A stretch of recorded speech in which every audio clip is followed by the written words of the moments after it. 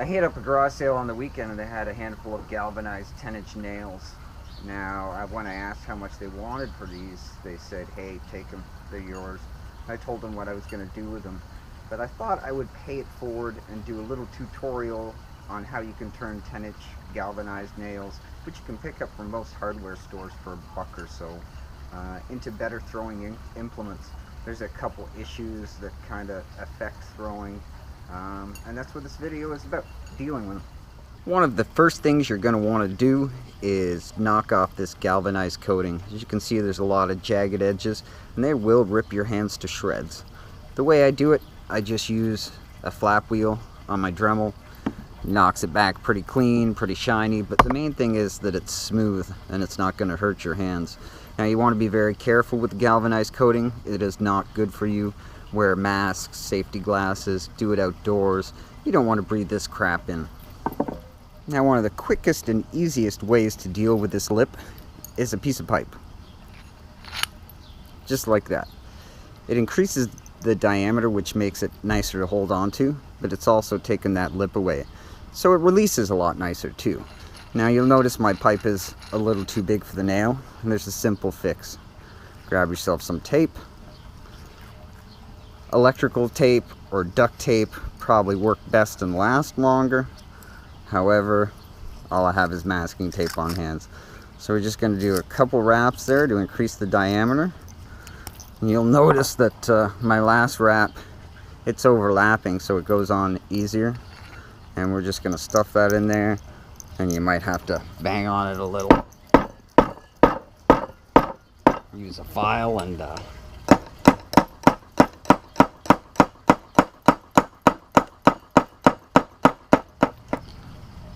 so we'll quickly file off any edges that got raised while we were bashing the pipe on. And there you have it. It's nice and smooth for release. Nice and easy, quick. $1 throwing implement. We'll try it out a little bit later. Next method, also a very quick, easy solution. This is some cord from the dollar store. I got a little contact cement. You can do this with epoxy if you want. What I tend to do to prevent the string from moving, I'll just goop up the nail. And usually you put contact cement on 2 sides, let it tack up, and then stick the 2 sides together. We don't have the luxury with this. What we're going to do is going to follow one of these. Give yourself a little extra. We're going to follow one of these spirals down.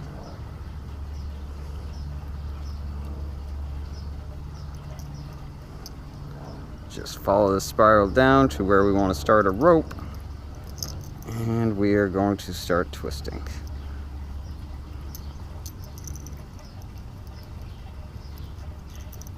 Now when this contact cement sets up, everything will be tight in place. And contact cement is very quick. Doesn't take long to dry. Again, I'm just following that spiral with the extra cord. The reason we're wrapping over top of that is so we have something to tie onto at the end.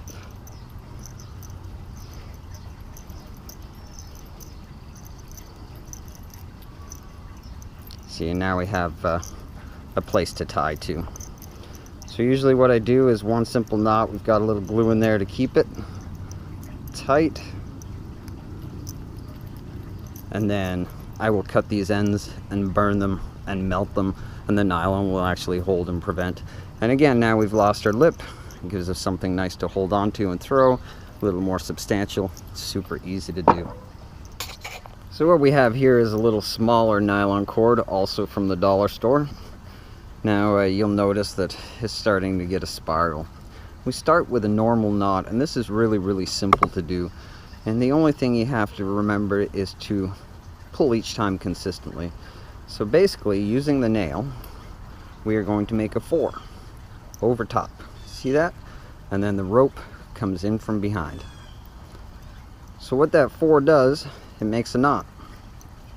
You want to pull it up tight, but you also want to back it all the way to where the spiral is. Pull it tight, and we're going to do the same thing again. number 4 on the same side. Pull all our cord through. Snag it up and twist to where the spiral is. See that? You always want to pull this way. Make sure everything's pushed up, pull that way. And if you continue this process, doing the number 4,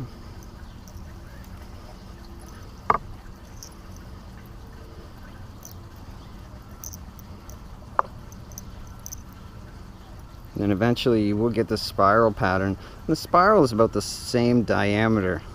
So again, your hands roll off and you don't catch that lip even though we're using a thinner cord. And again, you just complete these 4.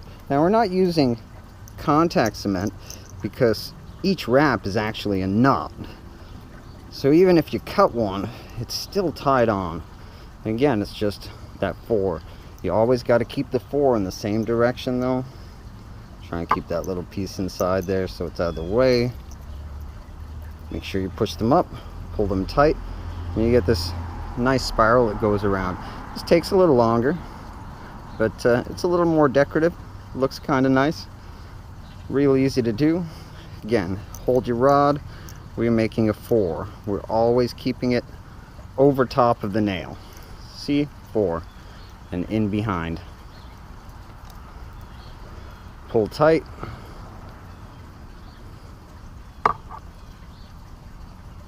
This little dangly part's in my way.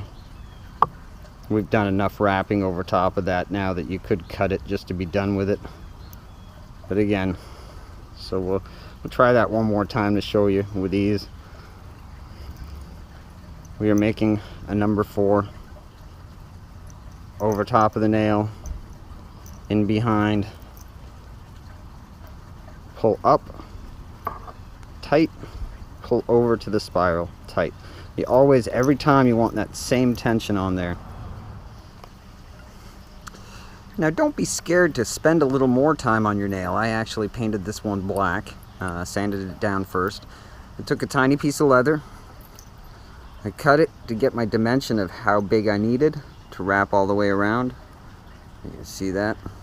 And then I transferred it to my dimensions to a full-size piece of leather. Now I've started punching the holes, but what I did, and I don't usually draw these lines on my leather, this is for your benefit, but I put a 1/4 inch parameter around the edges, started the 1/4 inch, and then I'm punching a hole every 1/2 inch.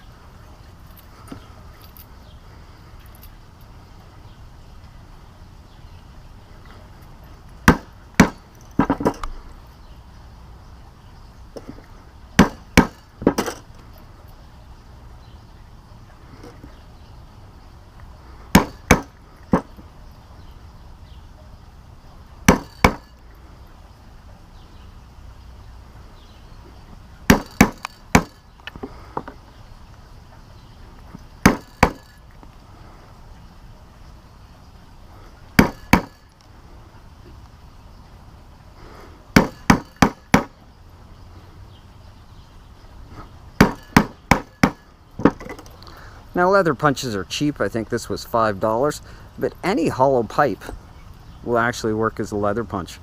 Another neat trick that I often use for leather when I'm in a hurry, this is some liquid shoe polish. And the great thing about liquid shoe polish, if you don't have leather stain on hand and you don't have a place close by to buy it, you get some really nice color with the leather shoe polish. It soaks into the leather because that's what it's designed for, so it doesn't rub off. Super quick, super easy. Give it a little bit of color, make it look nice. The longer you allow it to dry, the darker it'll be. There we go, we have a little instant color. Go very nice against our black nail. Now once your shoe polish dries, we're going to lace it up like a shoe. Insert our nails under the stitch, and then just slowly work it tight.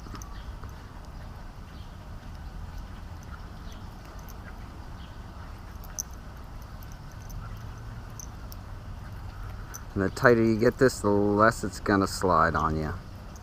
So do your best.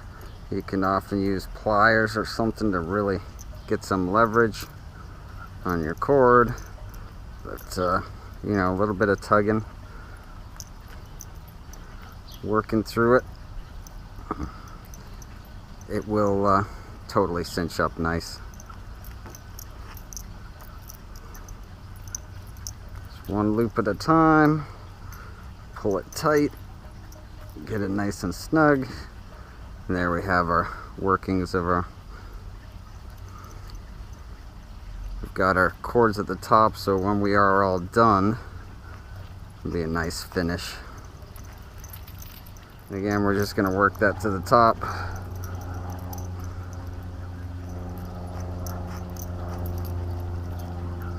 And snug it up as we go along. I'll finish this one off and then we'll throw them. So there you have it. 4 very different fixes for these big heads on the end. Let's see how they throw. We have our metal handle. Simple but effective. Our simple cord wrap. Our fancy cord wrap. And our elite status.